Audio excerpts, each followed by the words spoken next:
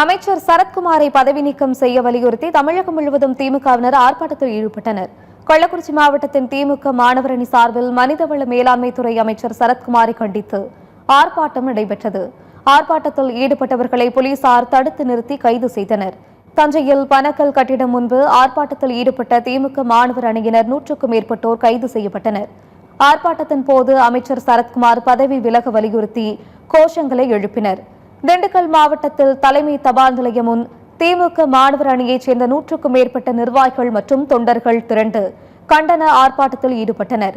தாவேக அரசுக்கு எதிராகவும் அமைச்சருக்கு எதிராகவும் அவர்கள் கோஷங்களை எழுப்பினர். தேனி மாவட்டம் பழனிச்செட்டிப்பட்டியில் தமிழக வெற்றிக் கழக அமைச்சரை பதவி விலக கோரி சாலை மறியலில் ஈடுபட்ட திமுக மாணவர் அணியினரை காவல்துறையினர் கைது செய்தனர். Full Moon Sale காலை 9 மணியிலிருந்து இரவு 12 மணி வரை ஜூன் 29 ஒரு நாள் மட்டும். வேலூர் மாவட்டம் காட்பாடி சித்தூர் பேருந்து நிலையம் அருகே வேலூர் வடக்கு மாவட்ட திமுக மாணவர் அணி சார்பில் ஆர்ப்பாட்டம் நடைபெற்றது.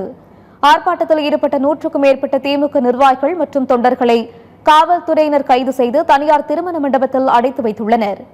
சேலம் மாவட்டம் கோட்டை மைதானத்தில் அமைச்சர் சரத்குமாரை பதவி நீக்கம் செய்ய வலியுறுத்தி திமுக மாணவர் அணி சார்பில் கண்டன ஆர்ப்பாட்டம் நடைபெற்றது.